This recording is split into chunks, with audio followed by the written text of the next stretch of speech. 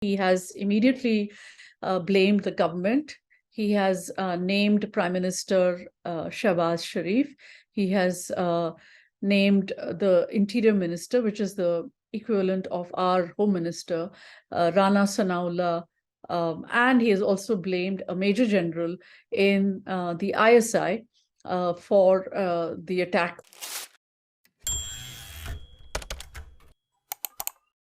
Pakistan's former Prime Minister Imran Khan was shot during his protest march in the country's Punjab province on October 3rd. Khan sustained a bullet injury according to media reports. Khan alleged that Prime Minister Sharif, Interior Minister Rana Sanaullah, and a Major General Faisal were behind it. So in light of recent events, what exactly has happened and what's next for Pakistan? So Imran Khan was injured in an attempt on his life on November 3rd. This happened while he was leading a protest march. It's called a long march. And it is a very popular form of protest in Pakistan. Like many politicians have taken it out in the past, others have, opposition politicians. So he is on a long march from from Lahore to Islamabad, basically demanding that early elections should be held. The elections are actually due next year. And he was ousted from office. He used to be the prime minister, and he was ousted from office through a no confidence motion in April this year. And since then, he has been galvanizing support for his return. He has been galvanizing his supporters, PTI workers, others, telling them that he was unfairly removed and that elections should be held immediately in order to prove his popularity. And he is very, very popular. He has become more popular since his ouster than he ever was before. He was not popular as a prime minister because he failed to keep many of his promises that he had made during the elections. And even while he was standing for elections, he barely managed to scrape through. And his government formation, even his elections, had to be managed by the Pakistan Army and the ISI. So at this point, he is stated to be now quite well. He has survived, of course, the attack. He had an injury on his leg from a bullet. 6 other people were injured, and 1 person was killed in the attack. He has been in protest mode since his ouster, and the long march that which he's leading from Lahore to Islamabad is basically a very popular political instrument in Pakistan. It has a long history. There have been other political marches, and usually the aim of this political march is to disrupt the status quo. So he has been organizing this. He had been organizing this long march for a long time, and then last week he announced the dates of the long march immediately after the killing of a journalist. His name is Arshad Sharif, and he was killed in Kenya, where he had fled because he feared for his life. And he feared for his life because he was a staunch supporter of Imran Khan. When he died, people believed that he was actually killed in a targeted assassination, and that the Pakistan establishment, or which is a code word for the ISI, was behind this killing, and they have been making these allegations since then.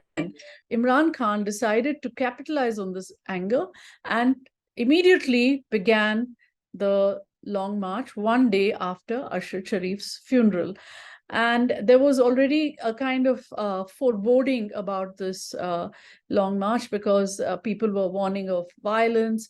It was not clear who would start this violence, whether this violence would come from Imran Khan's supporters, whether it would come from some outside parties.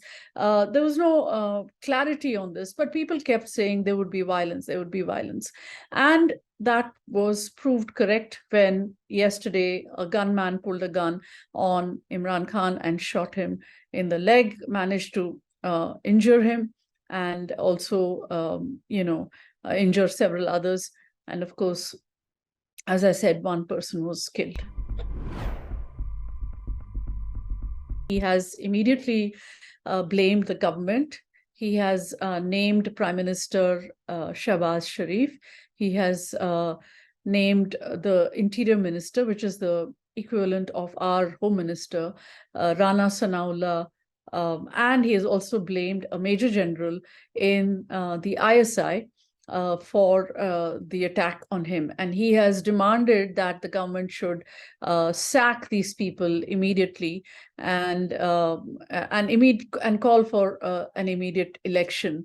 Now, this is basically, this adds to the narrative that the army and that the government want to prevent his return to power at all costs. Most people now believe that, whether they are supporters of Imran Khan or not. And it has actually, this narrative has played very well into his hands. He has found his support rising. And now he sees, after this attack on him, he sees himself as unstoppable, really. He has announced that he will continue the long march, that it will not stop. It had stopped yesterday after the attack, and it hasn't started again yet. But he has said that it will continue, and that he will continue to take it to its destination, which is the capital, Islamabad. First of all, who are Khan's political adversaries? Khan's political adversaries at the moment are basically the political parties that are in power in a coalition, which is the Pakistan Muslim League Nawaz. Nawaz Sharif's brother prime minister is the prime minister. His name is Shahbaz Sharif. The Pakistan the Pakistan People's Party is in the coalition. There are several other parties in this coalition, but these are the two big parties. And they have also reacted along expected lines. They have said that an inquiry should be, they have ordered an inquiry, that they have promised to get down to the truth of the matter. But they have also said that the attack took place in the Punjab province of Pakistan. Therefore, as in India, law and order, all these issues are in the sphere of the province, like how state governments deal with law and order and all. Here in Punjab, in Pakistan as well, this is the remit of the provincial government. So they've also said that the provincial government of Punjab, which is actually held by Imran Khan's party, Pakistan Tehreek Insaf, that they should first conduct an inquiry. They should find out they should investigate what has happened, and they've also called for investigation into how there were security lapses around Imran Khan himself, because he was surrounded by several rings of security. There was Punjab police as well. And, so there have been calls for investigations at multiple levels. The implications of the attack are, in the immediate near term, it will just entrench the two sides in their positions, which is the PTI on one side, and that is Imran Khan and his party on one side, and the government and the army on the other side. Or let's say PTI on one side, the government on the other, and the army kind of looming over this whole over this whole chaos. So, I mean, the only way that this can now be resolved is it by a kind of a negotiated settlement between these various parties. They're called stakeholders in Pakistani political parlance, and and uh, and it is very likely that this may happen because one of the stakeholders is the army.